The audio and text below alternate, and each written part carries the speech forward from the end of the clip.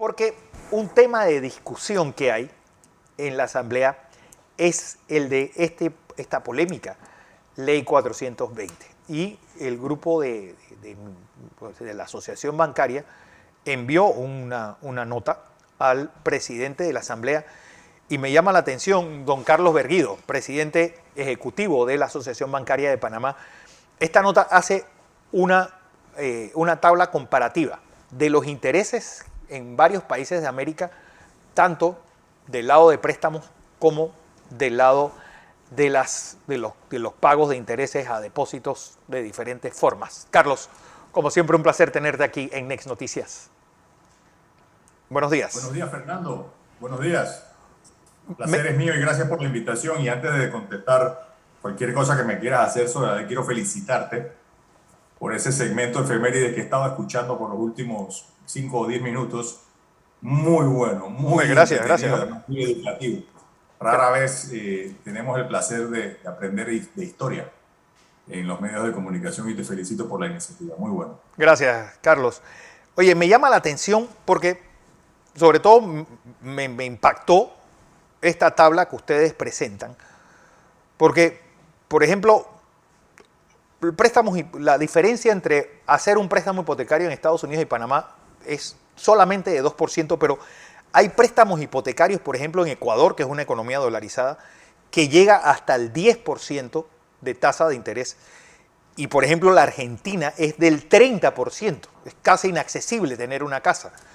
En el tema de tarjetas de crédito, hay países, por ejemplo, Nicaragua, donde la tasa de interés es del 44%, o en Uruguay, donde es del 58% la tasa de interés, y la diferencia que puede haber entre Panamá y Estados Unidos pues, puede ser de un 5 o 6% en las tasas máximas, en tasas activas de tarjetas de crédito. Ustedes en la nota dicen, si ustedes el gobierno regula las tasas de intereses, lo que va a provocar es, uno, sacar del mercado crediticio a pobres, a jóvenes y caer en manos de agiotistas y de personas que no tienen ese tipo de regulación. Vamos por el principio. Uno, la tabla de tasas de intereses activas, realmente Panamá, después de Estados Unidos, es la que tiene la menor cantidad de tasas de interés cobradas al mercado. Es así. Sí, no tengan la menor duda de eso. Eso es así.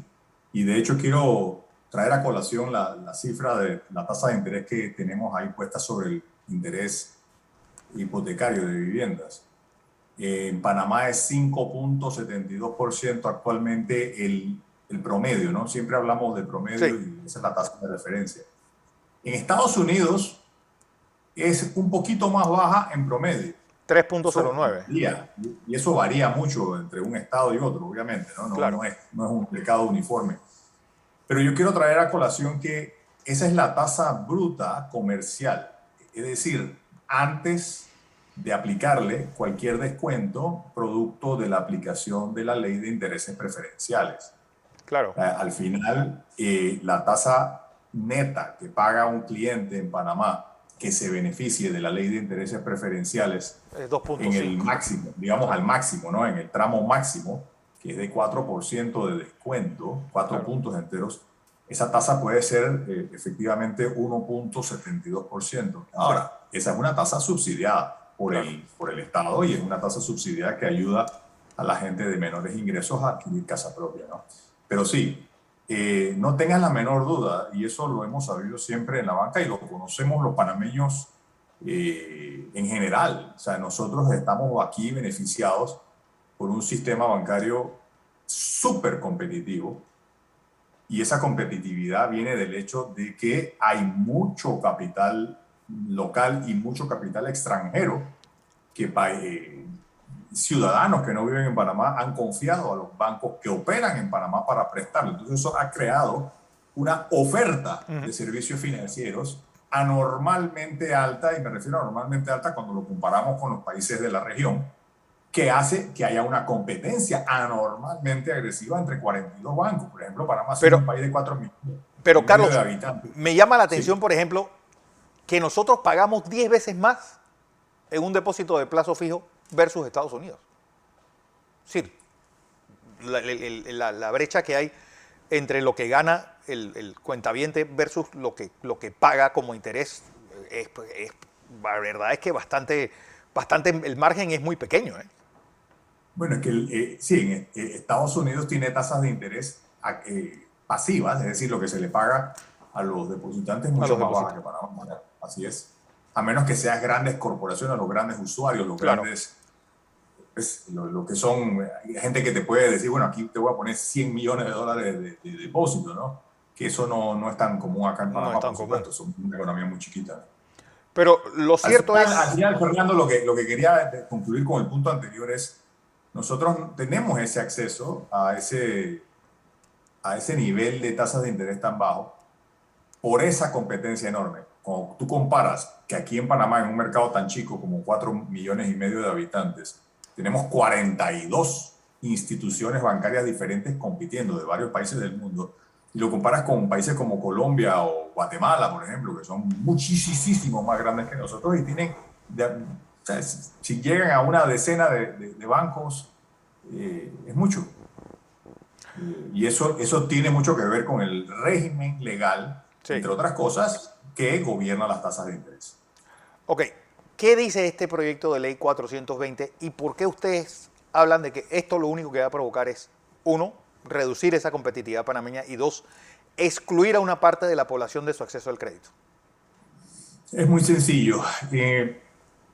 La tasa de interés que se le cobra a un cliente refleja el riesgo de que ese cliente, una vez que reciba un préstamo, no lo pueda pagar por diversas razones.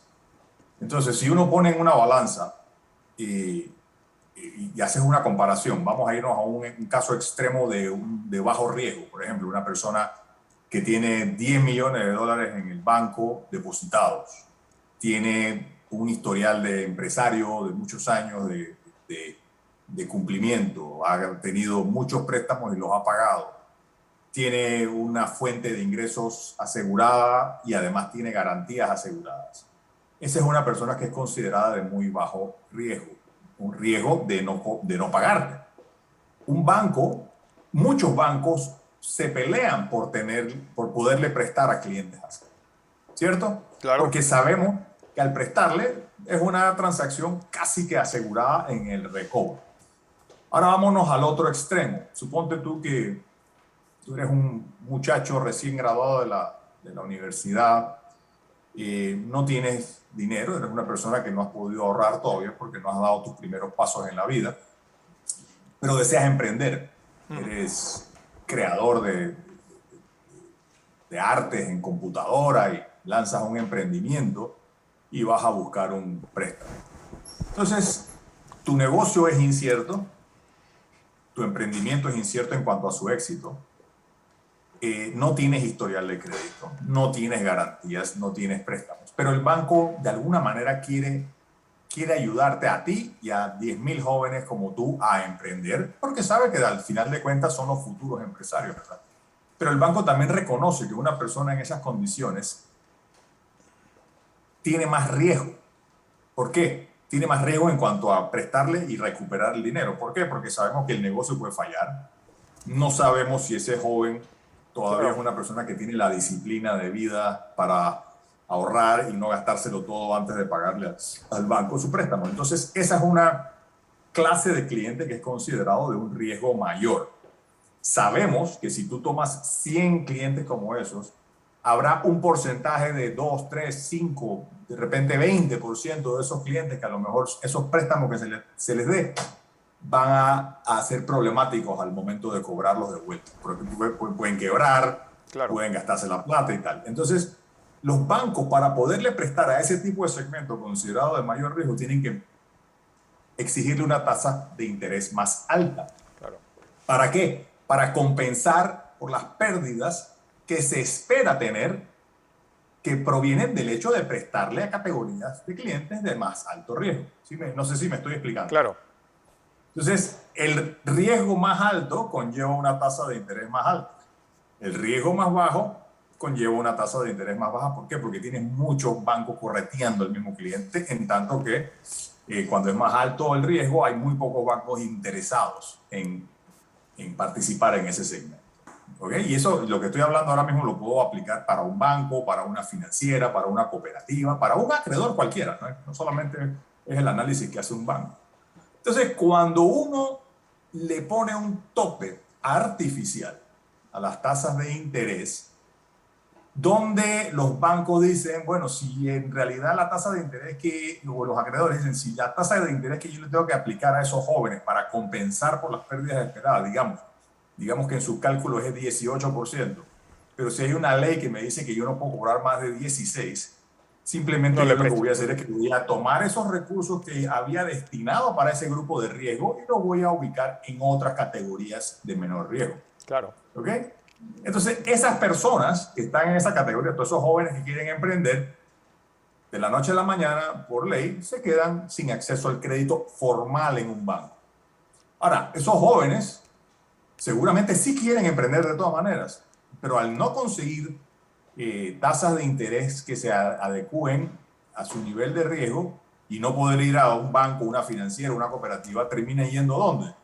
Donde al prestamista de la esquina o donde la señora que presta los viernes, o peor aún a bandas de agiotistas, bandas de usureros, bandas de personas que se dedican a blanquear capitales en la calle y entonces le piden prestado a ellos, porque al final de cuentas eso es lo que ocurre.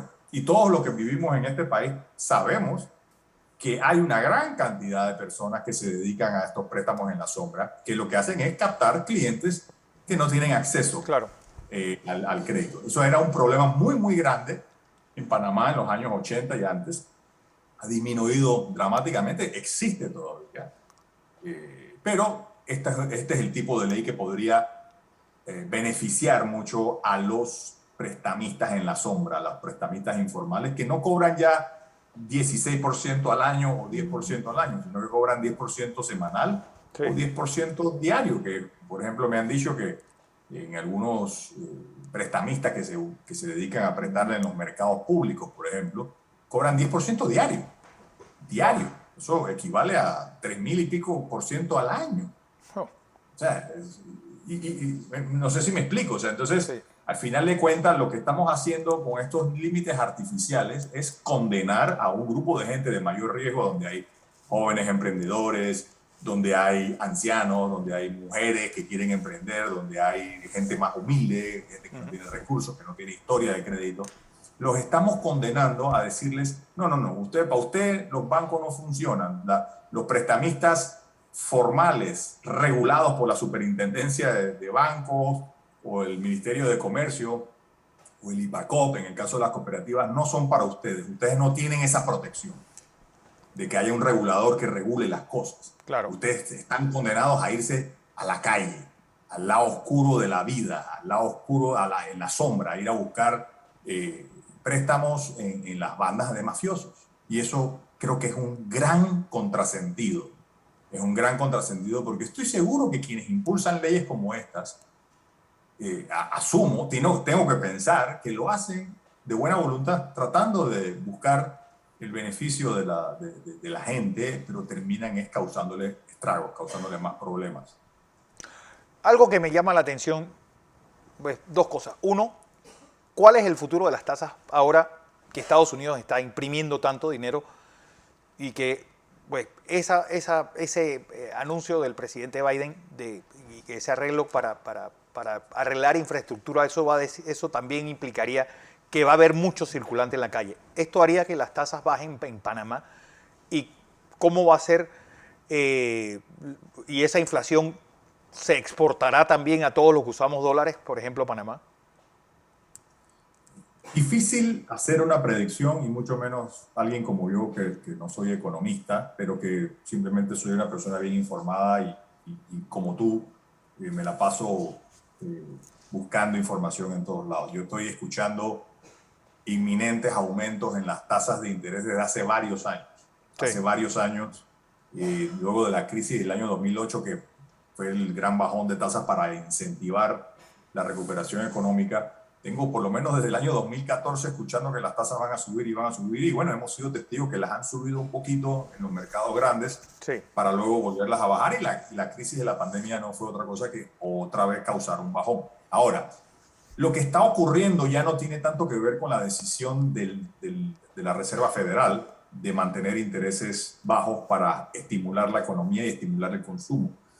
Lo que está ocurriendo ahora mismo, que como tú mismo lo has dicho, los gobiernos para estimular la economía no solamente que tienen las tasas bajas, sino que además están bombeando al sistema grandes cantidades de recursos, ya sea como pagos directos a la gente, subsidios a la gente, una masiva campaña de construcción y de gasto público que efectivamente está creando un exceso, si se quiere, y no sé si es la palabra correcta, pero una masa monetaria gigantesca que está estimulando el consumo Claro, en un momento en que la oferta, o sea, la demanda se está estimulando en un momento en que la oferta todavía no es capaz de catch up claro. con esa demanda, y ya hay señas muy fuertes de inflación.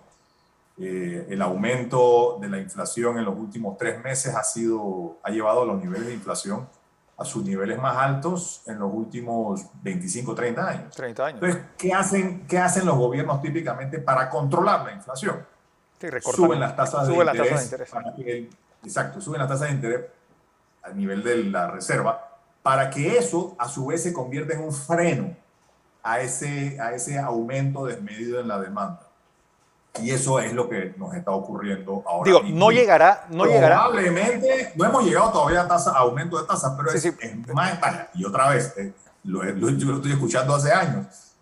Otra vez se dice que la Reserva va a tener que comenzar a fijarse en las tasas de interés para ver si eso controla un poco la inflación Digo, y que no se vuelva un problema adicional a la recuperación. no llegaremos a los años 70 cuando realmente el sistema enloqueció y recortó la oferta monetaria subiendo tasas de intereses que terminó provocando la crisis de la deuda en América Latina. Es decir, no llegaremos a esos En niveles. América Latina y en el mundo. Sí, En el mundo. esperemos que no. Digo, faltan estas cosas. Son ciencias adivinatorias para nosotros, ¿no? Claro. Los que no estamos metidos allá en poner la política monetaria, pero sí, me alegro que lo traigas a colación, porque ese es otro problema de controlar las tasas de interés en países como Panamá, que no tenemos nuestro propio gobierno de la moneda, no tenemos política monetaria propia. En los años 70, finales, 80, casi todos los años 80, las tasas de interés prime, la tasa premium, que es la que cobran los grandes bancos a sus mejores clientes por darle plata, dinero prestado, fue superior al 20%. Sí. Superior al 20%. En ese ambiente, imagínate que ahora pusieran una tasa de interés tope en Panamá y que las tasas de interés suban nuevamente en el mundo. Básicamente asfixiaría a los bancos y a las financieras y a las cooperativas, porque no podrían prestar a 16% cuando su costo de fondo está en 20%, o en 16 o en 15, sería imposible prestar. Y eso básicamente ahorcaría la economía, de seguro que sí, como nos pasó en Panamá en los años 80, en que los bancos tuvieron que básicamente recortar su capacidad de préstamo.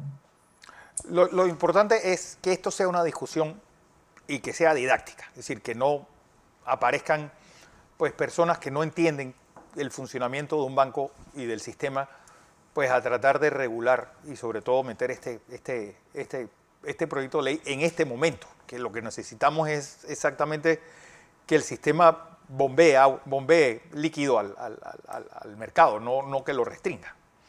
Así que yo creo que esperemos que sea así. Carlos Berguido Guisado, presidente en funciones, pues veo que te releva también otro gran banquero, otro gran lasallista como Otto Welshon, próximo 1 de septiembre. No. Otto Welshon fue electo presidente de la Junta Directiva. Vale. Yo soy presidente ejecutivo, Fernando. Yo soy Bueno, lo que indica que va a haber dos personas pues importantes y banqueros de toda la vida, pues manteniendo pues esa cordura dentro del sistema bancario nacional. Gracias, don Carlos Berguido Guisado.